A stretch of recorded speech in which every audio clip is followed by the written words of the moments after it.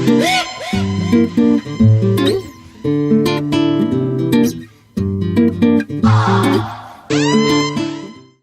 guys, and welcome to another episode. Today I am joined by Mr. Douglas Horn from Good Block, otherwise known as the white paper author of Telos. I'm glad to have you on the show again, my friend. There's been so much happening since the last time.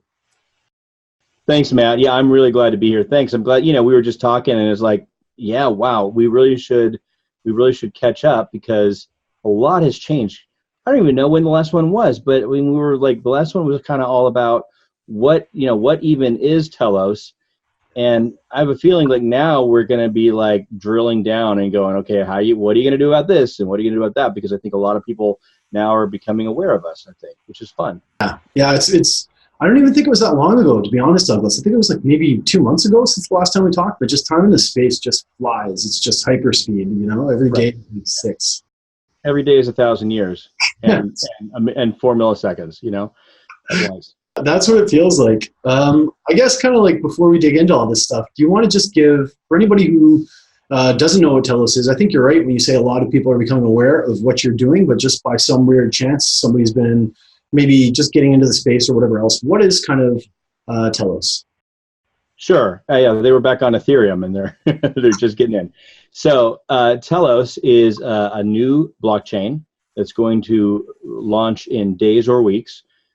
That is a fork of the EOS software, open source software, in the same way as EOS is a fork of the EOS software, and as Warbly will be a fork of the EOS software. So it's people call it a sister chain. It's its own chain. It's not a side chain. It's not really connected, but it is very similar in many ways because it's run by people who are very interested in the EOS verse and the EOS world, and where many of us took part in that launch. So we're driven by those same core initial values that I think we all saw in EOS, and it's an approach to say, let's learn from what happened with the early days of EOS and see if we can do get a little do-over, right?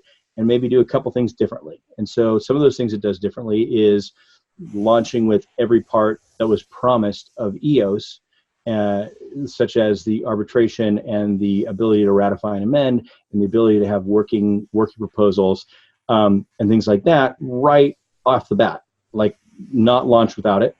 And it changes the tokenomics in one simple way, which is we cap we take the EOS snapshot, and if you had 20 EOS, you will on the Genesis snapshot you will have 20 Telos, and if you had 5,000, you will have 5,000. But after 40,000, that changes, and we cap at 40,000. So what that does is it affects just under 1,100 accounts. Yeah. And that changes the tokenomics greatly, so that our goal was to make sure everybody has a chance to vote. So that's what it is. It's a new version of EOS. It's its own distinct chain, but it's got some real differences in the governance, in the working mechanics, like just the network security. Some things like the ability to remove instantly block producers who aren't doing the job in favor of somebody new who can, and the ability to test all the standbys to make sure each and every one of them is always ready to step in as needed, and therefore you need less. And by having fewer, you can actually fix the pay for everybody so it's equal. So all the active BPs get one rate and the same rate as each other, and all the standby BPs who are also rotating in on a regular basis to prove their capacity get half that rate. So things like that, so you don't get this runaway effect where some BPs get so far ahead that as the others fall behind, that they become entrenched, and there's no way that they'll ever really be changed because they can get all the firepower they need through those rewards to just outpace everybody else. So trying to fix things like that, little things. None of them really are a chain killer for EOS, but each one has its importance. most particularly voting, right? Because when we change the tokenomics, it means that everyone suddenly has a voice and a vote that is consequential, right? In a very small percentage, but in a basically an equal, bell curve sort of distribution, as opposed to something over here where unless you're one of 100 or more like 50 accounts, your vote really doesn't matter. And when people's votes don't matter, they become disengaged and disenfranchised, and they don't vote. And then a system that's entirely based on voting, is at risk of breaking down. Anyway, that's what Telos is. Sure. Am I kind of hitting the nail on the head when I say that's also your intention to make it a little bit more affordable for developers to be able to develop on it? No, I would like it to be unaffordable. I would like the token price to be so high that no one can afford to. But the reality is, at least for the foreseeable future, Telos tokens are going to be less money than EOS tokens. I think that's impossible, that won't happen. And each Telos token, because of our lower token supply, because there's about a third as many Telos as there are EOS, almost exactly, or very close, that means that each Telos token has 3 times the system resource purchase power of an EOS token. So you add the fact that the tokens are going to be, lower, and at the very start, significantly lower, right? Because nobody heard of us, and only will come up to a closer parity when people realize the power of the network is the same as EOS.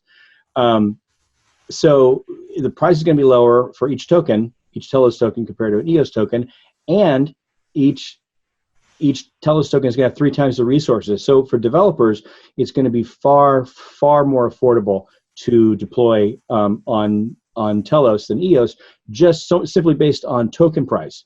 And then on top of that, we have these initiatives like some RAM grants and resource grants that are aimed at making it even more affordable. And what that suddenly does, especially with the grants, and I would love to talk about those soon, what that does is it means that people in parts of the world who may, due to their economics, really have no option, no ability, they couldn't conceive of getting onto EOS.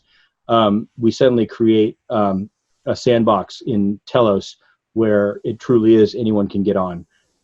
It's a huge, these grants and things are supposed to be a big on-ramp for everybody, particularly in parts of the world that no one's even actually realistically discussing getting onto EOS. So that's our hope. Yeah.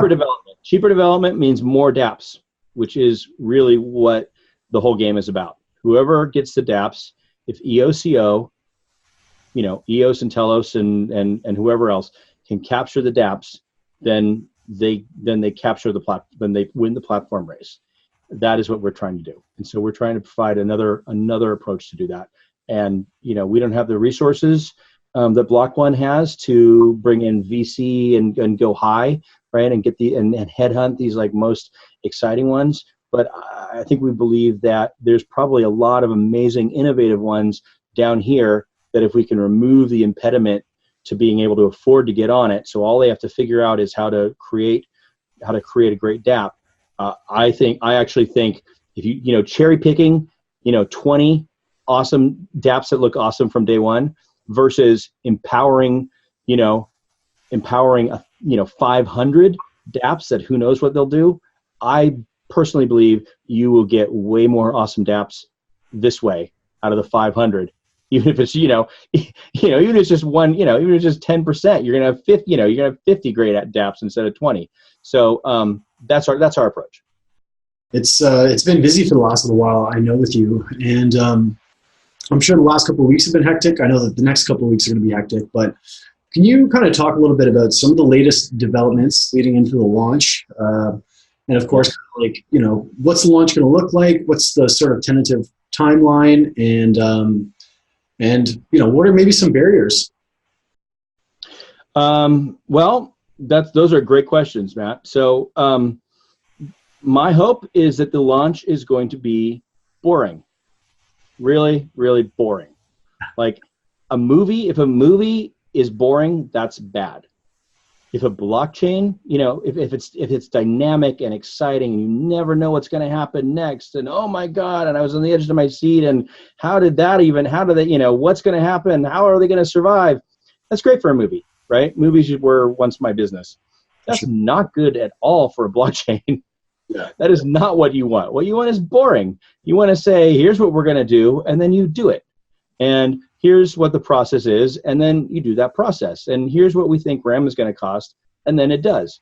It's boring, but it's great, right? I mean, ultimately, the sooner we can stop talking, I'm probably going to be involved with Telos the rest of my professional life. Yeah. But I look forward to people not really talking about Telos, right? Like as an afterthought. In the same way we don't really talk about the World Wide Web. Like when was the last time you talked about that? You're using it right now, every day. And back in 90 something, we talked, 89 or whatever, we talked about the World Wide Web all the time. It's all people talked about, right?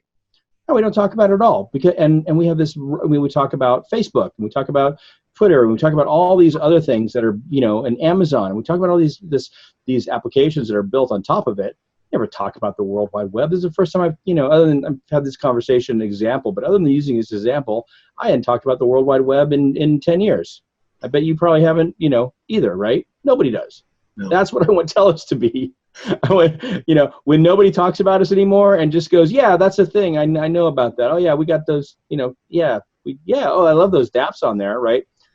Then we will have reached our goal and we will win, right?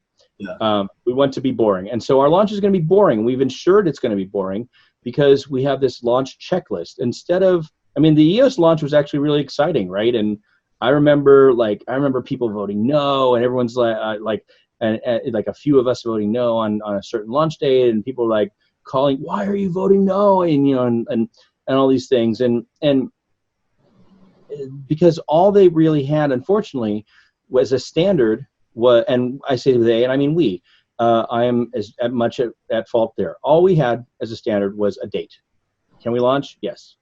Right. So, and what we realized in Telos after that was you need a much bigger standard, right? Like a NASA launch, everyone thinks about the countdown, the 5, 4, 3, 2, 1, but they, unless you watched, Apollo 13 a lot or something like that, you don't remember that there's this whole checklist before you even get to that countdown, right? Like life support, weather, orbit, fuel system, oxygen, all those things. They're going down all those things, and they're saying, oh, are all of these things a go? And if they're not a go, they scrub it before they ever get to the countdown, right? Yeah. So we said, hey, let's do that, right? We have these things, first of all, that we've promised, and we've promised them because we think that they're super important to the chain to function properly, right? And so let's keep our promises, and let's really put it out front there, and let's put a checklist on our website and with the status of everything. Like you might pull it up in editing. There's empty circles, and there's filled in yellow circles, like amber circles, and there's green check marks when they're ready. And it's going to be boring, and all the votes so far have been boring, or both the votes so far have been boring, because we said unless they're all green, we're not going to go. And so we look at the thing. The first thing we do, hey everybody, great to see you. Let's look at the launch chart, and they're not all green, and that's it. And then we talk about when it would be a reasonable time to meet again if they're likely to be green. And as much as I'm telling you, Matt, I want to launch this thing because we could, right? We could totally launch. We could, in many ways, totally launch right now. Our testnet stage 0 of our testnet launched 1 month or less after EOS launched. So our all stages together have about 18 million blocks pushed, right? Just our current one, we're about to shut it down. It has over 10 million blocks pushed, and 100 and just shy 149 million and change transactions. So it's not like those are empty blocks. We've been pushing stuff. We've done 30 full launch rehearsals, right? And some of them were really bad, but they're getting pretty good now, right? So we know exactly what our RAM's going to cost. We know we're just testing things out now. We could go right now, but we would be breaking that promise, and that would be drama and that would be, but we want to be boring. We want to be boring. So we will vote again on Halloween, and if they are all green, we will launch. If they're not all green, we will vote. We will discuss when we should meet again. It will be, I expect that there will be at most 1 or 2 that are not green. Yeah. So, and it's also possible that we'll say, hey guys, we're so close. Maybe we could pick a day, a couple that, or maybe we just have another launch, another vote, but it won't be 2 weeks away. Maybe we'll move to 1 week, or maybe we'll move to a fixed number of days, and have another vote. So until we get them all green, though, it's not yes. And then once it is all green, we vote yes. And then there's a process which we have our paper, we have it ready internally. More boredom, more boringness. We're going to push this paper out, and our launch checklist then, what's added to that is an activation checklist, and we just go through all the pieces, updating them, daily or hourly, and as we go down through this process, and anyone can look at exactly where we are. We have six AVPs that are publicly known. All this is in the white paper. Again, more boringness from us. We are doing essentially what it says in the white paper, and we're saying there's 6 public AVPs. They are known. They will launch it according to the launch system that's documented, and then they launch, they inject, they validate all the snapshot addresses just like EOS. And when I say they, actually anyone can do it. We'll have all our snapshots available, and all the validation tools, and anyone can run those. And totally boring stuff by design. Okay. Right? And then it'll launch, and then at 1 million blocks. So then it comes up. We have since there's no reason to do 15% voting, right? Because there's no chance of competing chains like there was on EOS. So we just said we'd say once we pause it for injecting all these things, and then at block 1 million, it goes live. And assuming there haven't been any problems, if somebody comes forward and says, hey, this snapshot, this validation's not going, then we tear it down and fix it or start again or whatever. I don't think there's likely to be false starts, but if they are, that's not really the end of the world. What matters is the chain that is made and goes live, and that everyone feels comfort with them. So yeah, and in the meantime, we have more chances to do really important things like tell everybody whose keys got lost or stolen on EOS from the Genesis that they can change those on Telos.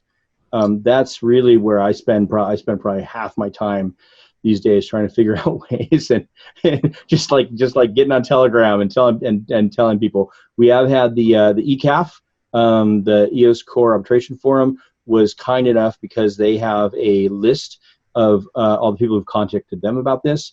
They were kind enough to send out an email to everybody on that list, telling them the instructions how to do this. And I believe EMAC, the Chinese version of that as well, is also reaching out to people. So we're trying to get all the outreach we can. And in the meantime, there's little things that we can fix, and big things that we're working on. That's how the launch is going to go. It's going to go boring, and I will be the happiest person in the world to have a super boring launch. Sounds good. I get it. So the obstacles, hopefully nothing. Just going over systematic checks and launching. There will be obstacles, I think. I mean, it's different. It's different when you've done 30 launch rehearsals, right? You have a pretty good idea what they are, right? By number 15, you're starting to starting to figure it out, and after 15 more, you pretty much have it down, right? And you can dial stuff in. That's our intention, right? We have to, we're the upstarts, we're whatever. We have to be better. And we should be better, because we got to stand on the shoulders of the giants who launched EOS, and so we have no excuse not to have a really, again, boring launch, right? I want to circle back to one of the points that you kind of made previously, and that involved dApps. You don't want to be known as Telos. You just Oh yeah, there's some great applications on here. What are those applications? Like what's currently in development that you're able to divulge right now, if you're able to divulge anything? Like what kind of applications are we going to see on Telos? I know, of course, you've probably been speaking to a lot of developers. What does the landscape look like right now from what you're allowed to tell us?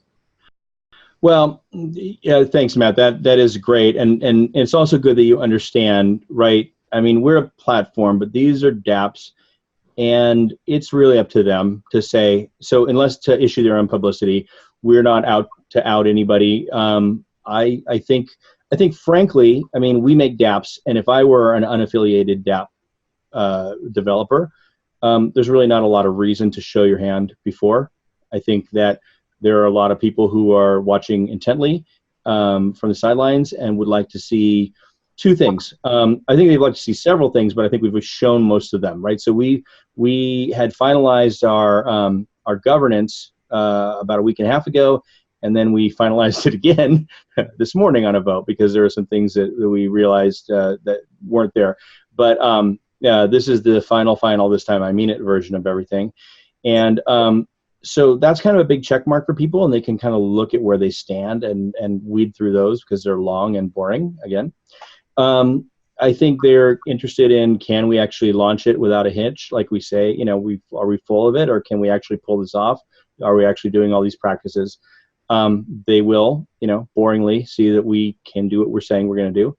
Sure. And then they're looking to see what the RAM price is going to do, I think. This is what many people are telling me, and we've also promised that RAM is going to be boring and that we're going to have a published guidance price, and that it probably won't get more than 10 to 15% out of that channel, because there are going to be like interactions, and for any budding RAM speculators, maybe we should do 2 minutes on why that's not a good idea in Telos, even though people make tons of money on EOS. For sure. But so if we can manage those, and we have really great strategies around all those things, then it makes sense for them to come on. And until we do that, them coming forward and saying, hey, we're going to be on Telos, is a danger in case we screw it up. Yeah. So we're having great conversations with people. I think shortly after the launch and the first hours, really, when RAM starts stable and stays stable, I think you will see a lot of interest. Yeah, I believe you probably will as well. We're going to peel it back a little bit. So everything goes well. It's nice and boring. You tick all the boxes. This thing is launched. People want to know, like, what's the process of going to claim their tokens? How do you kind of set up your Telos account? Where do you find the information on this? Yeah, that's great, and I want people to know that. So it's actually going to be super easy. There's no sign up required. Unlike, it's not technically an airdrop. Telos isn't. If it were an airdrop, I think there's every indication that it would be the highest value airdrop on EOS by far. I don't think anything else is coming close to that, to what our people expect our price to be out of the gate. Although that's all conjecture. I think it'll turn out to be true. So please do go get your Telos, but you don't have to do anything. There's no sign up. We never did an ICO. Let's step back 1 second. We never raised any money. We never did an ICO. The 100+ member, and actually well over, I think it's in the 120 or so above, members of the Telos contributors group, many of whom have been working on this for about 4 months, right? Yeah. And so I think the median time is probably about 2.5 months. So that's a lot. We didn't raise any money. We're doing it on our own dime, and as a result, we didn't have to do any weird KYC stuff. We didn't have to do, we basically just picked a list. We could have picked any list and given, we picked a good list, and we're just giving out tokens. So there's no KYC, there's no sign up, you don't have to get on any list. All you have to do is get on a browser, or get on a wallet that you like, right? That's multi-chain, and and that will probably be at the launch Squirrel, which is our own version of EOS Voter from Greymass. That Marlon Williams of EOS Miami is actually working very closely with them, and in a group hug sort of way, and to help extend their development team so that it can fit kind of our priorities, and by then that code is actually going back to them, and so EOS Voter will be multi-chain very soon, is my understanding.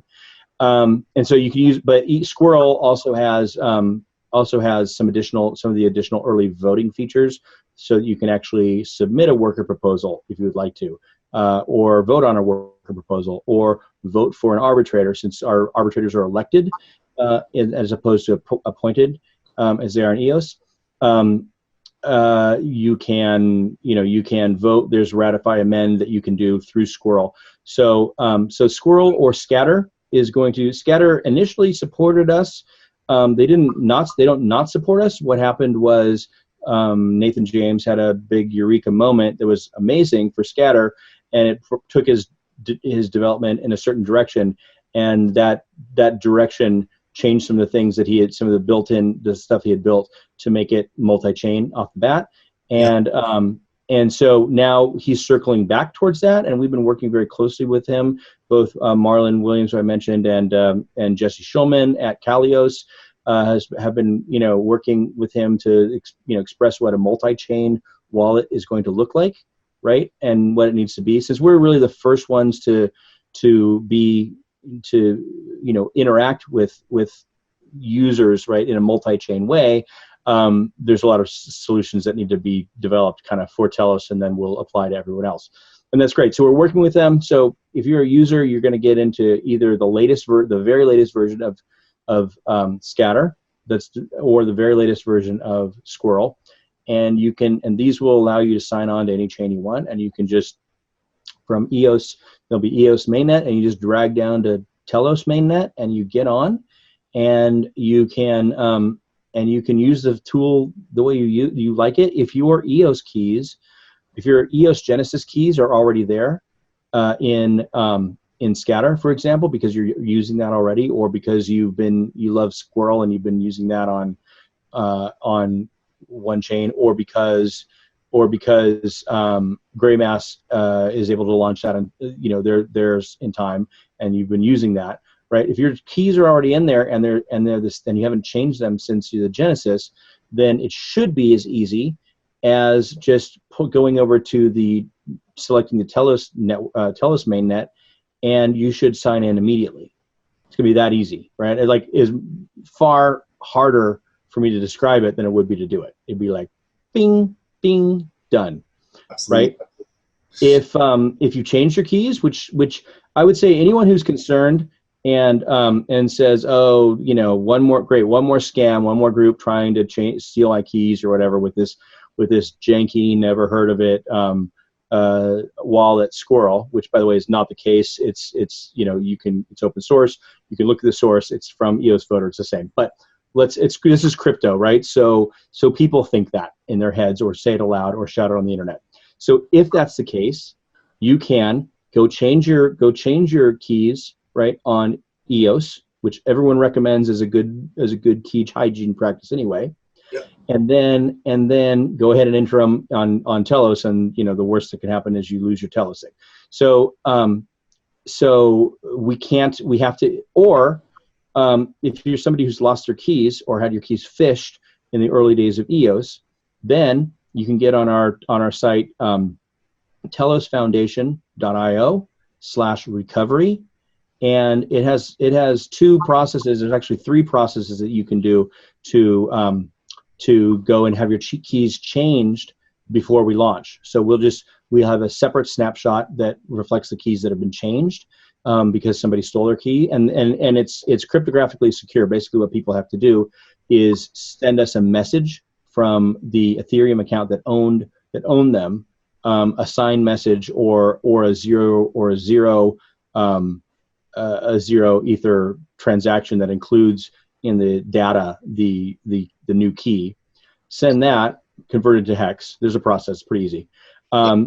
step by step. So send that, and then we'll change those so that the true owners can benefit at them, so that the scumballs who thieved people and fished them and took advantage of them on EOS don't get their Telos also, right? I mean, it makes me really angry, frankly. So, so if you're one of those, so if that's the case, then you've changed your keys. Then you will input your new keys into these wallets, and then boom, you know, it's the key entry process. Most people have done it once, and it's the same one. So then you're off and running, right? And hopefully there'll be dApps very soon. I think the first thing we'd like people to do is vote. Either vote, you know, direct, you know, look at the people who are on there, take your picks, or pick one of the early proxies that will be on there, and let them do the voting for you. For sure. Yeah. No, it sounds good, man. I think another question that people are really asking and they want to know, and also read a recent article which answers this, but I think it might be good coming from you. Is Telos going to be on any exchanges? Where are people going to be able to buy some if they wanted to pick up more, or if they wanted to increase their bag a little bit? Yeah, right. Well, or if they want to sell them, right? Because it's their tokens. So True. If they want to sell them, I don't think that's a good decision. But you know, nobody needs to ask my permission. Yeah. So right now there are 2 confirmed. There are Dexios, and that's on the EOS chain, and so they have actually, and they were the first to come in. And thank you, Dexios. You guys are awesome. They worked super hard. And my understanding is it is up and running now and working on the test net. And some of us have tested it out, and it seems to be really working well. Because they're a DEX on EOS, they had to create sort of a bridge token that's like sort of, you know, fake Telos on you know, like EOS Telos, right? And that then when people can trade using the DEX, and then those can be, and then they have a simple transfer function so that those get, you know, destroyed and turned into real Telos. So Dexios is doing that. We're super psyched they're there, and that's going to be EOS Telos listing. And then chainrift.com is going to be listing another really progressive exchange that they're very new, but you know, really showing how out in front they are. They are going to be listing Telos Bitcoin and Telos EOS. So, which is pretty cool to be able to trade against EOS, and that's pretty much a standard new, still smaller because they're new, but awesome exchange. Actually, an exchange, one of the very few exchanges based in the United States of America. So that's cool. So those 2 are confirmed, and I can talk about them. I can say that there are, you know, I would not at all be surprised if we have more than that at actual launch, even if that's Wednesday, right? Yeah. So our exchange outreach group is working very hard, and not to do anything in advance, but you know, again, not rushing anything, nice and boring, but going along a process to get these things done in an expedient way, and it's going really well. So there will be places. I mean, not Bitfinex, you know, maybe never, right? Just because of the politics of there. Binance, probably someday, right? I think what's going to happen is, you know, 1 month after Telos launches, you know, it's going to be, you know, one of the top 3 fastest blockchains in the world, and have probably, you know, the top 10 most transactions of any blockchain. People are going to start paying, and some dApps are on it. People are going to start paying attention. So that's my hope, and then exchanges will want them. We will give, for anyone who had their EOS stuck on exchanges at the snapshot time, we are trying to work with exchanges to make sure that they can get their Telos that they own, and you know, they should own. But we have to get the exchanges to actually agree to give that to them, and also to agree to cap it at 40,000 for those accounts too. So that's ongoing. I think it will go well. I think there's so many things in the crypto space that it's reasonable to say, hey, you know, prove it, right? Show us that you're going to do all these things. So it doesn't really bother me, or I think any of us, that they're also just kind of like waiting to see if we're, you know, full of it or for real. So, For sure. but I do want to say something. We have something called, this is kind of important for people. We have something called the original snapshot. So if we just took an actual Genesis snapshot of Telos, for one thing, we've already providing all the CSV files of all the snapshots, so there would be no point in doing that. It'd be really easy for anyone to recreate and say, just following our process. That's right there. There's no reason to do that. And it's been pointed out to us by some people that doing that basically just perpetuates the EOS snapshot.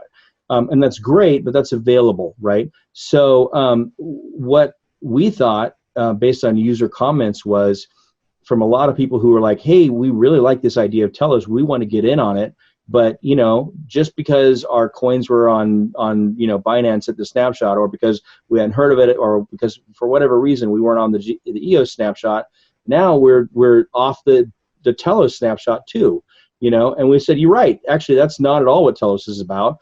Telos is about, come on, join us. And so we took those comments to heart, and we decided that 5 million blocks after activation, which will be block 6 million, yep, we will take, and that's 29 days. We will take a new snapshot. We're going to call it the original snapshot, and we're going to make that snapshot available to everyone. That's probably good timing for a lot of people who might want to be coming out with new dApps and want to do airdrops. And so we're going to provide that for free to anybody any dApps who would like to use it, including the RAM storage, so they don't have to pay for the RAM. And so hopefully that will incentivize people to use that snapshot initially, and then we'll have more snapshots going forward. So but we want, and that will be anyone who has actually interacted. It'll capture the values of the account values of anyone who's actually interacted. So if you're just on there and you haven't touched it, we don't know if you've opted in or not. And we have governance that's kind of extensive, and we need everyone to opt in. So you opt in by your first action, right? The contract comes up. We also have on EOS. It's going to be the same thing. It's just a different set of contracts. So you opt in. So if you vote, if you transfer money in or out, if you stake or unstake, if you do any of these things, you create a new account, right, from your main account. Any sort of transaction, get on Telos Dice, which I assume is going to be there. Anything like that means you're in. You will be captured on at block 6 million. However many tokens you have, that's going to be captured. That's going to be part of this Telos original snapshot, so that everyone can join the party, right? And new people now have a chance to be an early adopter on Telos and get those airdrops and participate in the newness of it, and not just perpetuating the old guard. So if you're interested, get in there, stack up some, fill your bag around block, 5,999,000, and you may be really happy for years to come. Who knows? Absolutely. Yeah, it sounds like you thought it out. That's for sure. I guess I wanted to ask a question about, so we're getting ready for the launch. Everything is heating up. People are coming to you talking about dApps. You've provided some incentives for people to build on Telos, as we've kind of talked about. You've also provided some incentives for people to kind of content creators and people to engage with Telos and talk about Telos in the community as well. Maybe we'll start with the community reward pool, right? Yeah. Yeah, that's great. So this has been going on for a while. It's going to go on right up to launch. And the community reward pool is, we said, hey, let's put together a pool of 1 million Telos, and cap any single person, any single contributor at 10,000 Telos, which is a lot to get for texting, right? for tweets and video production, right? And let's set up some basic rules for how people do that, but keep them really simple. And those are actually all on our site at telosfoundation.io/rewards. And if you go there, it shows you the whole table, and maybe you'll pull it up. I don't know. it shows you what's happening, what you can, all the things. You can get it for tweeting. You get, if more people like your tweets, you get more. You can get it for Facebook posts. You can get it for managing a community, like on Telegram or Reddit. You can get it for videos, and in fact, anything that's a legitimate, bona fide tutorial, right? That's showing somebody how to use something gets double. So if you go out and create a wallet tutorial, that's 2 minutes long but gets 100 views, you're gonna get a nice little chunk for the hour it took you to pull that together. So we want people to talk about it. There's no way that we can reach into every community that the users can. There's no way we can go out into, like, we're trying. We have Telegram groups in English, Spanish, Chinese, Korean, Italian, Russian, I think a couple more, and our documents are in close to 11 languages now. But there's only so much. But that's like there, sitting there. That's not the same as being out interacting. And the only way to do that really is to get the people behind it. So we wanted to give them a reason, and not just incentivize them. Incentives work great, but also, like, it's additionally, it's just a way for people another way for people who weren't on the snapshot or whatever with EOS to say, hey, I really like what you guys are doing in Telos. I want to be a part of it. What can I do? And how can I get some now? And since you can't buy any before, because again, we're protecting everyone in the Telos system from this being called a security by never selling anything and figuring out how to do everything with no money right now. And which is tough, and not selling and not creating any before the chain launches, right? So no one can call this a security, which is probably the only one in 2018 that's true of, right? I think this is the only one in 2018 of any size that can claim that. And but it's a great protection for everybody down the line. And so, but since we couldn't create any beforehand, this is our way of giving people a chance to take part and show their excitement and just be part of Telos and be part of the launch of what we think is going to be one of the world's greatest blockchains. When we're kind of like a year into the future, right? We're going into the future right now. I don't know why, but we're going to do it. So every second. Yeah, we're doing it. Oh, every second, that's true too. But 1 year from now, what does Telos look like if you've won? My vision, what I would like to see is I would like to see it up and running. I would like to see, 100, like whatever the block number, like a lot of blocks, a lot of transactions. I would like to see people having taken advantage of the RAM grants and the good grant that is a resource grant, basically free resources for the first year for innovative dApps, and see that there's a community of users and dApp developers, which is partially by the small price, the lower price, partially by the removal of roadblocks for people, for both dApp developers with those types of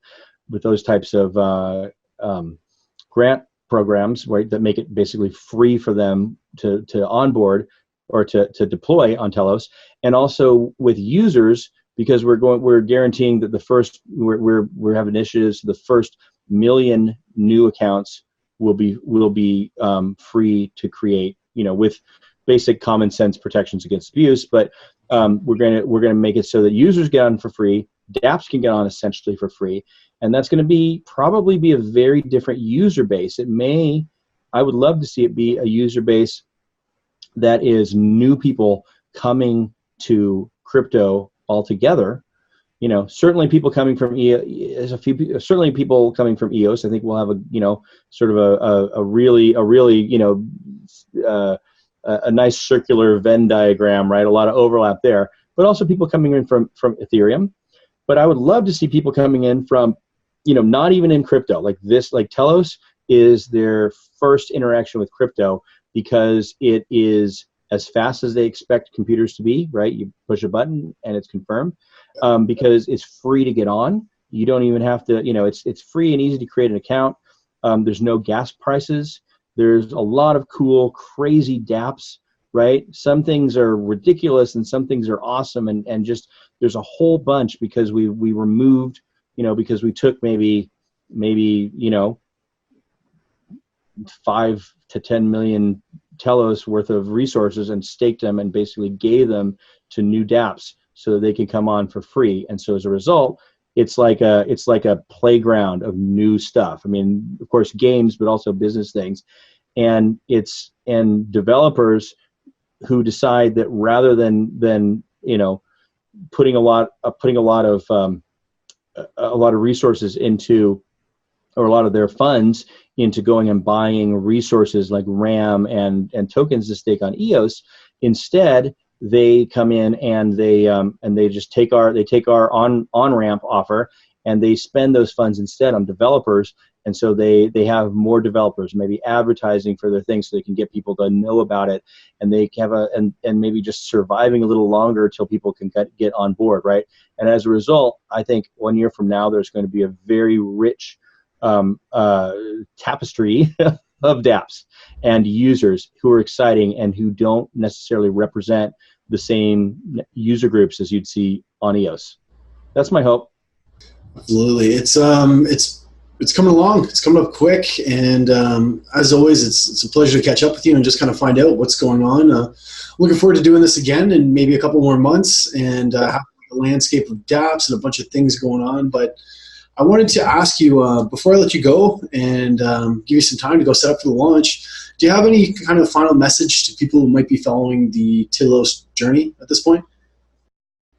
Wow, that's a great question.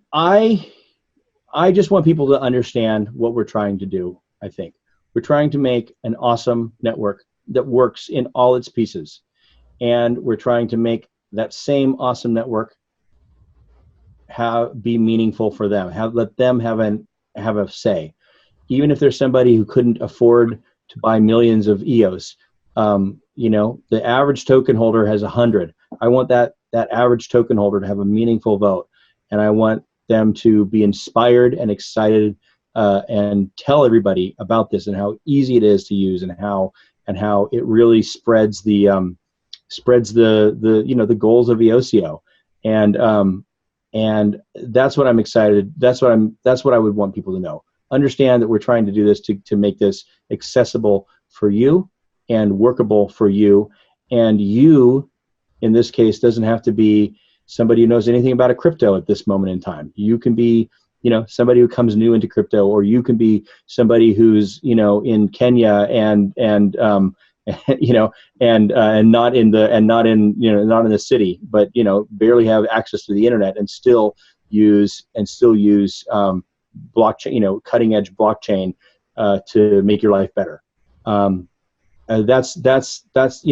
That's the thing I want. I want it to be like really broad spread user base around the world, user groups that we don't even immediately think of as using blockchain. I want them on board, and so I welcome everybody to take a look at it and sort of share this vision moving forward. 100%. Douglas, I'm going to post all the links of all the various programs that we talked about, the Good Block grant, as well as everything else we chatted about below. And I'm looking forward to seeing you guys launch. And thanks so much again for taking the time and just sitting down and giving me an update. I appreciate it, buddy. Thanks, Matt. I really appreciate it. Always great talking to you. Super support what you're doing. You have one of my very favorite video series period. Great interviews. You ask great questions. Thanks for having me. I'll come back anytime. Sounds good. I'll look forward to it. We'll see you soon. All right.